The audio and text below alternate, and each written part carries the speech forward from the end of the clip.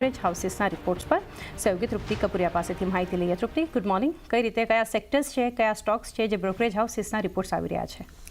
ચાની આજે મારા રડારમાં બંને છે, સેક્ટર પણ છે અને શેર્સ પણ છે. શરૂઆત આપણે આઈટી સેક્ટરથી કરશું. તો ખાસ કરીને ઇન્વેસ્ટેકનો એક પોઝિટિવ રિપોર્ટ આપણી સમક્ષ આવતો જોવા મળ્યો છે. તેમનું કહેવું છે કે આઈટી કંપનીઓમાં ખાસ કરીને હવે રિસ્ક રેવોર્ડ સુધરતા જોવા મળ્યા છે અને છેલ્લા મહિનામાં મોટાભાગની આઈટી કંપનીઓ છે તેના રિસ્ક રેવોર્ડ અહીંયા સુધાર્યા છે.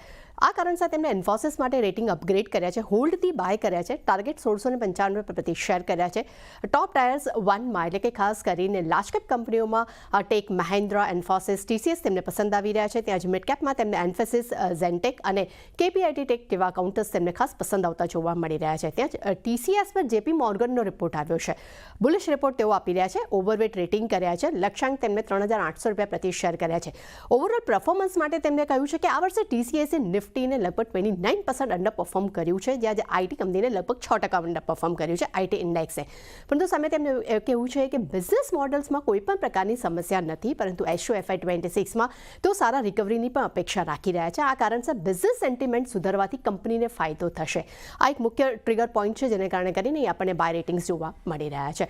રિલાયન્સ પર કોટકના રિપોર્ટ પર નજર કરશો. રિલાયન્સ પર ઓલમોસ્ટ બધા જ બ્રોકરેજ રિપોર્ટ પોઝિટિવ છે. હવે કોટક તરફથી પણ બાય રેટિંગ્સ જોવા મળ્યા છે. ટાર્ગેટ તેમને 1595 રૂપિયા પ્રતિ શેર કર્યા છે. તેમનું માનવું છે કે જીઓ FY25માં ખાસ કરીને FCF પોઝિટિવ થયું છે. કેપેક્સ 33% ઘટ્યું છે. કેપેક્સ જે છે તે 1.3 લાખ કરોડ પર અહીંયા ફ્લેટ રહ્યું છે. રિટેલ અને ન્યૂ એનર્જીસ પર ખર્ચ જે છે તે અહીંયા યથાવત જોવા મળી રહ્યો છે, પરંતુ સામે કન્ઝ્યુમર બિઝનેસ છે ત્યાં એક પોઝિટિવિટી જોવા મળી રહી છે. ત્યારબાદ ખાસ કરીને નજર કરશું ફાર્મા કંપનીઓમાં. ફાર્મા માટે CRDMO પર જે જેફરીસ ગ્રુપનો એક પોઝિટિવ રિપોર્ટ આવ્યો છે તેના પર ફોકસ કરીએ. તેમનું કહેવું છે કે ઇન્ડિયન CRDMO જે છે તે ઇન્ડસ્ટ્રીયલ ઇન્ફ્લેશન પર અહીંયા જોવા મળી રહ્યો છે. આ કારણસર તેમને ફાર્માની સિલેક્ટેડ કંપનીઓ માટે તેમને ખરીદારીની સલાહ આપી છે, જેમાં કોઆન્સ માટે તેઓ બાય રેટિંગ્સ આપી રહ્યા છે. ટાર્ગેટ 1150 રૂપિયા પ્રતિ શેર કર્યા છે. ડિવિઝ લેબ માટે રેટિંગ અપગ્રેડ કરીને બાય કર્યા છે. લક્ષ્યાંક 7150 રૂપિયા પ્રતિ શેર કર્યા છે. સાઇન લાઈફ માટે ટોપ પિક્સ તેમના પસંદ આવતા જોવા મળી રહ્યો છે. લક્ષ્યાંક પર નજર કરશો, 1100 રૂપિયા પ્રતિ શેર કર્યા છે. પિરામલ ફાર્મા માટે પણ બાય રેટિંગ્સ છે. ટાર્ગેટ 260 રૂપિયા પ્રતિ શેર કર્યા છે. ત્યારબાદ નજર કરશો બજાજ ફાઇનાન્સ પર. જેફરીસ તરફથી પોઝિટિવ રિપોર્ટ છે. બાય રેટિંગ્સ છે. ટાર્ગેટ 1100 રૂપિયા પ્રતિ શેર કર્યા છે.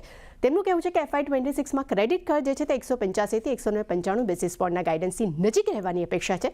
મેનેજમેન્ટ અનુસાર ખાસ કરીને FY26માં 23 થી 24% લોન ગ્રોથની તેઓ અપેક્ષા રાખી રહ્યા છે.